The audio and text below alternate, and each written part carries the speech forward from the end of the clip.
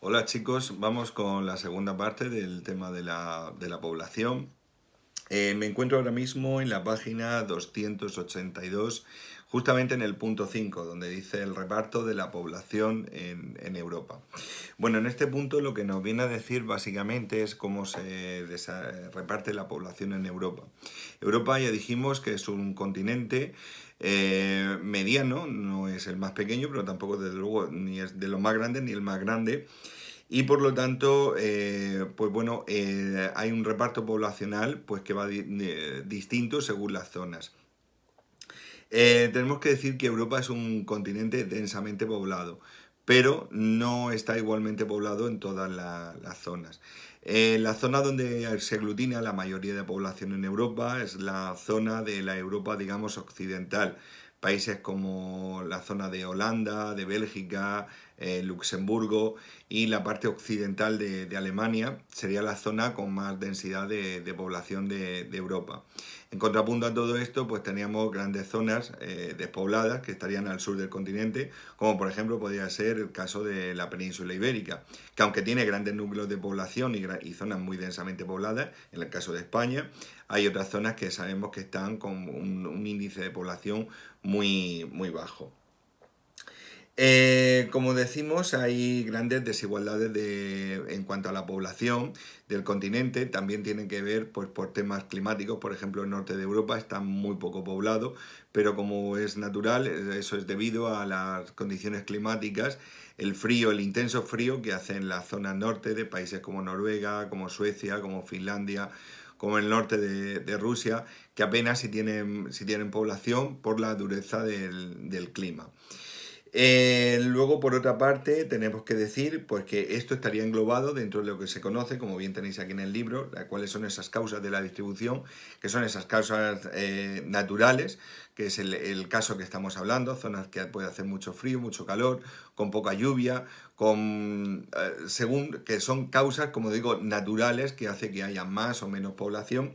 Y luego están las causas socioeconómicas, regiones que bien porque han sido regiones mineras o han sido regiones con un gran desarrollo industrial y comercial y han atraído a mucha población y han convertido esas zonas en zonas pues densamente pobladas. Ese sería el caso, por ejemplo, que he citado antes de la conurbación Rin-Ruhr. El Rin, como sabéis, es un río, el Ruhr es otro, pues ahí donde están esos dos ríos, que es entre Holanda, Bélgica, Luxemburgo y Alemania, incluso el norte de Francia, es donde se aglutina la mayor concentración de población de Europa. Siguiendo con el tema, nos pasamos al punto 6 y nos vamos a lo que es la estructura demográfica de Europa. Europa es un continente con una población que está básicamente envejecida. ¿Por qué ocurre esto? Pues porque la esperanza de vida afortunadamente ha crecido mucho en nuestro continente, ¿vale? Por lo tanto hay muchas personas mayores, sin embargo la natalidad es bastante baja, por lo tanto eso hace que Europa sea un continente bastante, como decimos, envejecido, un continente más de personas mayores que de personas jóvenes. Aun con esto existen diferencias, ¿no? Y vamos a lo mismo. La Europa occidental donde más se da este hecho. Países como Francia, como España, como Bélgica, Holanda, Alemania, donde son poblaciones muy envejecidas y donde el índice de natalidad es muy bajo.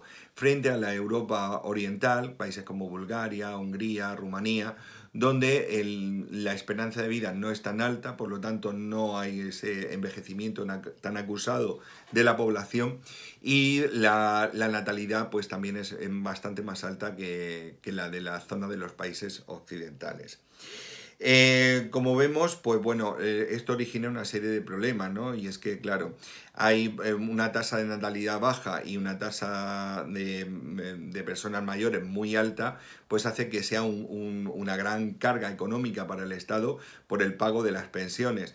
Y al haber poca gente que está en edad de trabajar, pues poco dinero que ingresa al Estado para pagar esas pensiones y los servicios que estos necesiten. Para esto se han hecho una serie de políticas de apoyo a la natalidad, para fomentar la natalidad. Se ha intentado atrasar, como ya sabéis, en los últimos años la jubilación, la edad de jubilación. y también una política controlada de inmigración, atraer esas masas de inmigración, personas jóvenes en edad de trabajar, pues para que el tejido productivo y las aportaciones económicas pues compensen esta falta de natalidad que existe en Europa. El tema 7 el punto 7, perdón, y el punto 8 del libro, estoy ahora mismo en la página 286, nos habla de la población urbana europea y de las ciudades europeas.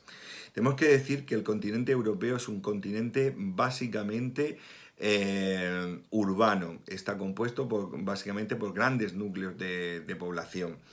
Esto ha sido debido pues, al desarrollo económico durante siglos, la revolución industrial y demás, que han convertido todo el continente europeo, como digo, en una zona bastante urbana. Las ciudades en Europa, y estoy ahora mismo en la 288, pues tienen una forma y una característica, ¿no? Y es cómo es el plano de una ciudad europea. Como muy bien tenéis explicado aquí en el libro y en el dibujo que acompaña en la página 289, pues veis que las ciudades europeas básicamente se componen de un casco histórico, de un ensanche que normalmente se construyó a finales del siglo XIX como resultado de la revolución industrial y esa necesidad de crear esos nuevos barrios, que en su momento eran barrios para gente acomodada y gente rica, ¿vale? Luego estaban los barrios tradicionales o los barrios más populares, que eran los barrios que se construían más hacia las afueras de la ciudad y donde además estaban cerca de las fábricas, los cuales eran destinados pues, a las familias de los trabajadores que trabajaban en esas fábricas. Como digo, eran barrios que poco tenían que ver con esos barrios del centro. El histórico porque era el casco histórico de siempre. El ensanche se había creado para esa nueva clase, esa burguesía, esa gente adinerada que tomaba pues, posesión de esas zonas más acomodadas, más lujosas, dotadas con mejores servicios. En cambio, los barrios que se construían pegados a esas fábricas eran barrios, pues eso, apenas sin servicios, con malas comunicaciones, con muchas carencias, con una baja calidad en cuanto a todo, y por lo tanto siempre se le ha denominado como barrios marginales. Marginales por eso, porque se marginaba o diferenciaban mucho de esos barrios céntricos que sí que tenían todo tipo de servicios, de lujos y de comodidades. Afortunadamente, aunque sigue existiendo a día de hoy ese tipo de barrios, las diferencias con el paso de los años pues han ido limando un poquito, ¿no? Pero desgraciadamente aún siguen existiendo grandes diferencias entre esos barrios acomodados del centro y esos barrios periféricos que bueno, en muchos casos pues tienen carecen de muchos servicios y de muchas infraestructuras. Por otra parte, también tenemos los barrios de negocios, que en el caso de las ciudades europeas también se hacen, digamos, un poquito hacia las afueras. Esto es una gran diferencia, por ejemplo, con las ciudades norteamericanas. Los barrios de negocios o el Financial District o el distrito financiero normalmente suele estar en el centro de las ciudades. En el caso de las ciudades norteamericanas. Pero en el caso de Europa eran barrios que se creaban como anexos a la ciudad, pues donde se movían todo tipo y se mueven todo tipo de transacciones económicas. Ejemplos, por ejemplo, es la zona de Azca en Madrid. Hoy está plenamente integrada, pero cuando se desarrolló en los años 70 estaba en una zona un poco más periférica, que es la zona de Castellana. O si nos vamos al barrio de la Défense en París, un barrio que está a bastantes kilómetros de lo que es el centro histórico de París y que hoy es una de las principales zonas financieras de Europa, junto con la City londinense o junto con Frankfurt del Main en Alemania. Luego pues tenemos esa zona también de crecimiento difuso, que han sido esas zonas que se han hecho esas grandes urbanizaciones alrededor de las ciudades donde mucha gente ha decidido instalarse, ¿vale? Pues buscando una vida con un contacto más con la naturaleza y salir un poco del agobio de esas ciudades. Las grandes zonas industriales, los grandes cinturones industriales que rodean las ciudades, así como las zonas donde se han implantado los grandes centros comerciales, las grandes superficies, donde eso también ha modificado bastante el comercio tradicional que existía en el centro de la ciudad, trasladándolo a estos parques comerciales o grandes superficies comerciales. Aquí en Murcia tenemos el ejemplo, ¿no? Las dos grandísimas superficies comerciales como es Nueva Condomina o Tader, que están a las afueras de la ciudad y que han vertebrado y han distanciado el comercio que había en el centro de la ciudad, lo han traspasado, digamos, a estas nuevas zonas. En líneas generales, estos serían pues, las características de la población, cómo se reparte la población en Europa, teniendo en cuenta que, y resumiendo un poco, el continente europeo es un continente envejecido, que Europa es un continente eminentemente urbano, con grandes ciudades pues, como París, Londres, Madrid, Barcelona, Milán, Roma, Berlín, etcétera, etcétera, ¿no? Que conforman un paisaje eminentemente, como digo, urbano. Y las características de estas ciudades que las que acabamos de describir, ¿no? Con ese centro histórico y todos los demás barrios circundando. Es una de las grandes características que tienen las ciudades europeas en líneas generales, muy distintas a lo que son las ciudades norteamericanas o las africanas o las asiáticas. Esto es una característica muy de Europa, este concepto de ciudad y esta estructura de ciudad. Pues con esto terminamos el tema de la población y bueno, pues seguiremos en contacto y seguiremos mandando vídeos con temas de desarrollos de ciudades en otros continentes y cómo se asienta la población.